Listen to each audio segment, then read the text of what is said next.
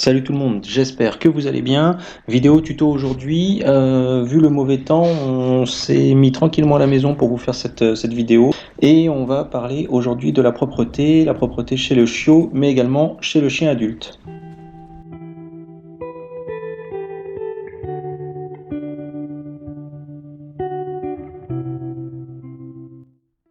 Simplement, en introduction, une petite mise en garde parce qu'on voit beaucoup de choses. Je vais parler sur YouTube notamment, mais on peut en lire aussi et puis en voir ailleurs sur Internet.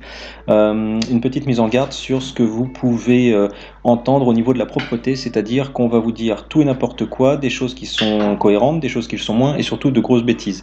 Et j'ai découvert une chaîne YouTube il n'y a pas très longtemps, que je ne vais pas citer, où la personne dit mon chien a été propre en 9 mois. Donc, mon conseil, il fait tout un tuto là-dessus de 10 minutes 01 pour être monétisé. Et son tuto, c'est de dire soyez patient. Bon, Prada a été propre en 3 mois et demi. J'ai énormément de retours, et ce qui est le cas de beaucoup de personnes qui se donnent du mal et qui éduquent leurs chiens, qui n'attendent pas l'opération du Saint-Esprit. On est plutôt autour de 3-4 mois. Pourquoi 3-4 mois? Parce que avant 4 mois, en moyenne, le chiot ne peut pas se retenir de faire ses besoins. Le pipi, c'est même encore plus difficile. Mais moi personnellement, je n'aime pas trop les données scientifiques, un peu comme sur l'éducation où on vous dit que l'attention c'est 1 minute ou 2 par mois du chiot, que la propreté c'est 1 ou 2 heures par mois du chiot, ce genre de choses où bon j'ai un petit peu de mal parce que ça dépend du chien, ce sont des moyennes, et puis ça légitime un petit peu le fait qu'on finalement on peut laisser tomber. On se dit, mon chien est jeune, donc j'ai le temps. Et non, ça c'est une grave erreur. C'est que vous devez vous donner les moyens de réussir et d'aider votre chien à être propre. Quand on dit qu'un chiot, par exemple, ne peut pas se retenir plus d'1 heure ou 2, ça ne veut pas dire qu'il faut attendre 1 heure ou 2 pour le sortir. S'il vient de boire énormément, 20-30 minutes après, ça va ressortir. Donc voilà, c'est pour vous dire que tout n'est pas aussi mathématique que ça. Alors je vais commencer par des bases un peu théoriques. La première chose à faire, c'est qu'il faut le sortir au maximum. Il n'y a pas de secret, si vous voulez qu'il fasse dehors, il faut qu'il soit dehors. Donc il ne faut pas attendre des heures et des heures à l'intérieur et l'engueuler une fois qu'il a fait, parce que ce sera la seule chose qui pourra se produire, c'est lui donner le maximum d'opportunités de faire à l'extérieur et de le féliciter.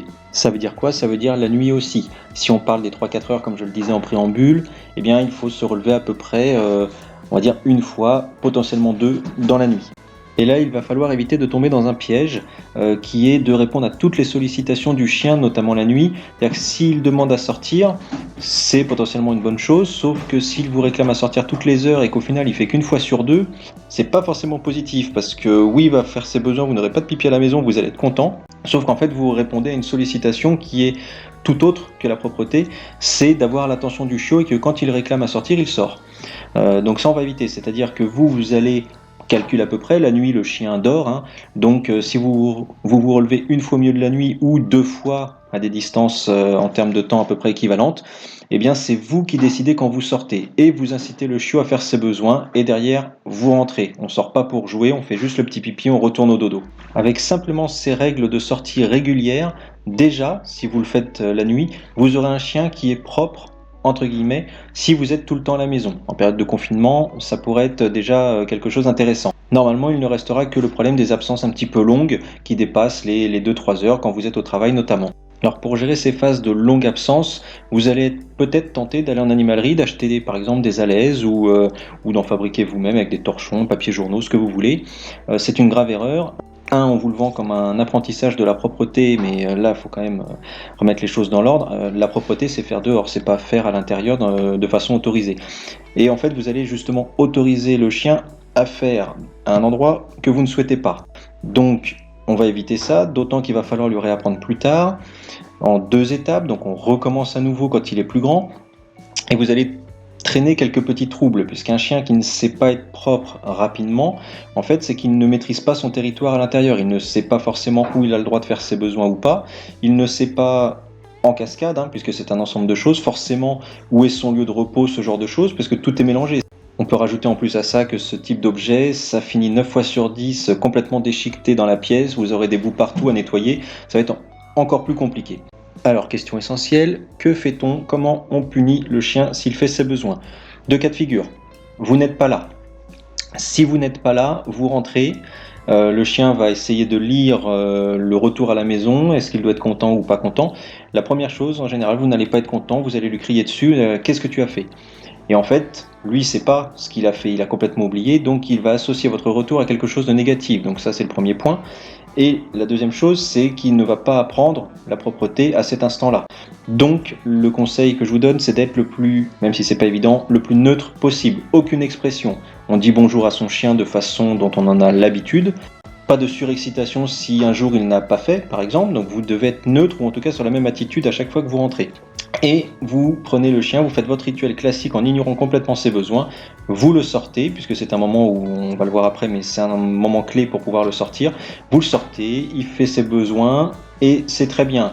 Quand il rentre, vous l'isolez pour pas qu'il vous voie nettoyer, vous nettoyez tout ça, et c'est réglé. Mais la neutralité absolue. Le deuxième cas, c'est si vous le voyez faire. Alors là, vous évitez de l'attraper par la peau du cou, ça veut dire mise à mort chez le chien, donc il n'y a que sa mère qui fait ça et encore que les premiers temps.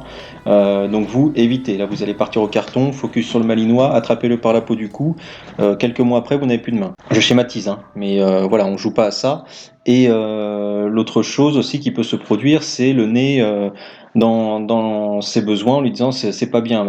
Pas pour être caricatural, mais il pourrait presque manger ses besoins, donc que vous lui mettiez le nez dedans, ça va lui faire ni chaud ni froid. Donc en fait, ce qu'il faut faire, c'est le punir avec un non.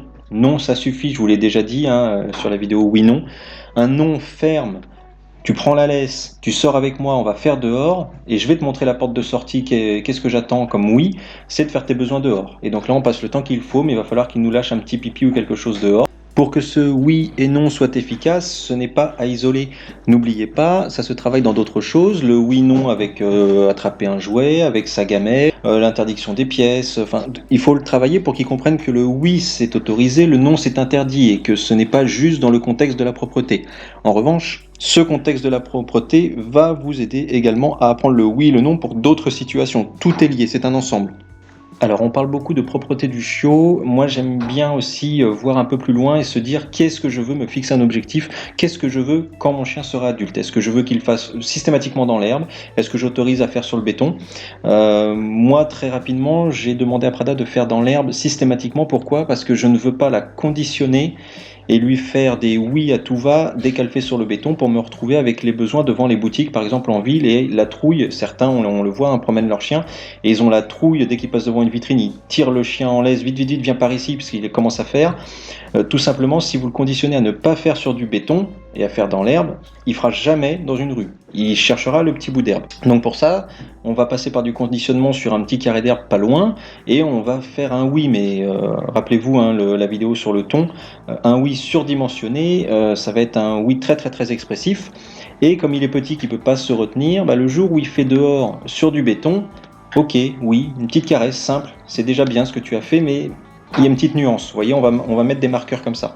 Prada, la seule autorisation que je lui donne pour faire sur le béton, c'est le soir quand je sors juste avant de me coucher, comme on ne refait pas de balade, c'est juste pour les besoins, elle sort, elle fait un endroit, elle va faire dans le caniveau, et elle remonte immédiatement. Voilà, c'est le seul truc, mais c'est parce que je lui autorise.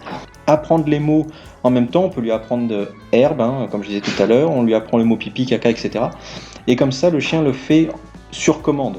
Et ça, c'est hyper intéressant parce qu'après, si vous êtes dans une situation où il n'a pas le droit de faire à tel ou tel endroit, au moins vous pouvez lui donner l'ordre et déclencher au bon moment. Petite parenthèse pour ceux qui habitent en ville, ramasser de base pour la propreté de la ville, hein, tout simplement, mais ça a aussi une vraie vertu pour que chaque chien puisse faire proprement et librement. Si tout est déjà pris, le chien, il y a trop d'odeur pour lui, il va pas pouvoir faire, donc il va se dérégler, il va aller ailleurs et ça peut potentiellement le forcer à faire à des endroits où il n'est pas autorisé parce qu'il commence à avoir vraiment trop envie. Donc là, je vous ai donné les grandes lignes théoriques, etc. On est sur de la philosophie de comment apprendre au chien à être propre et pourquoi comment. Maintenant, je vais vous donner les petites astuces et vraiment des choses très concrètes pour faciliter l'apprentissage. La première règle, ça va être d'observer votre chien. Ça, je vous le dis souvent, pour bien éduquer votre chien, observez-le, comprenez-le. Plus vous connaîtrez votre chien, mieux vous pourrez lui apprendre certaines choses et la propreté, ça en fait partie. Pourquoi? Parce que vous allez pouvoir détecter des moments clés. Les moments clés, basiquement, quand il a fini de manger, quand il se réveille, et quand il commence à tourner un petit peu dans la pièce. Ça, c'est 3 moments où là, vous pouvez vous dire il a envie de faire. Donc dès que vous voyez ça, sortez-le tout de suite. Mais il peut y avoir d'autres petites choses qui sont propres au chien que vous avez remarquées. Donc par cette observation, vous allez déterminer quand est-ce qu'il a envie de faire ses besoins. Une petite astuce pour le pipi. Comme je le disais, plus on boit, plus on a envie. Donc évitez avant de le coucher ou avant de partir au travail de lui faire un effort physique. Déjà quand ils sont petits, on évite de toute façon, ça reste soft. Tout simplement, vous lui laissez de l'eau à disposition tout le temps, ça oui, mais on va éviter qu'il boive beaucoup avant ses moments d'absence. Si vous voulez lui apprendre à faire dans l'herbe, vous allez dans l'herbe et vous tournez et vous lui dites le mot pipi, caca et vous tournez en laisse. Le chien va faire des allers-retours, va comprendre qu'on n'est pas dans un mode de jeu et qu'on attend quelque chose de lui et au bout d'un moment, tourner, sentir. C'est un chiot, donc il va faire à un moment donné, surtout si vous respectez les moments clés. Et donc dès qu'il fait, vous félicitez. Alors là, il faut vraiment pas hésiter, comme je le dis souvent, mais vraiment c'est la fête. On a obtenu, il faut qu'il voit que ce qu'il vient de faire, c'est quelque chose qui vous satisfait. Oui, vous allez tourner quelques heures sur quelques jours. Vous êtes tranquille derrière. Il y en a qui vont pas tourner parce que c'est long, mais qui vont être embêtés toute leur vie derrière. Important, ne pas, dès qu'il a fait ses besoins, ne pas rentrer tout de suite, parce que le chien va vite comprendre en fait que c'est comme pas une sanction, mais vous sortez, il fait pipi, on remonte. Pas très amusant comme sortie. Donc derrière, passez ne serait-ce que 5 minutes, mais à le caresser un petit peu, à le jouer si vous avez sorti un petit jouet avec, lui montrer qu'il y a quelque chose de positif et qu'en plus, c'est une forme de récompense. Quand il a fait ça, derrière, on a un petit moment sympa. Après, justement, mais c'est plutôt en grandissant, vous pouvez déclencher l'instant.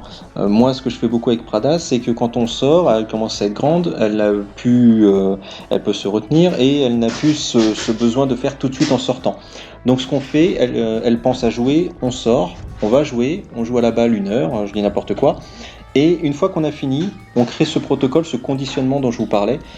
Elle range sa balle dans son petit sac, et à partir de là, je lui dis le mot pipi. Et on se dirige dans l'herbe. Donc, comme elle en a envie, parce qu'elle n'y a pas pensé pendant 1 heure, elle va aller faire, parce que finalement elle se retenait inconsciemment, et elle va aller faire. Donc elle apprend le mot, elle apprend le conditionnement, et lorsque le pipi est obtenu dans l'herbe, sortez, allez sur le béton. Et enfin, 2 petits conseils rapides.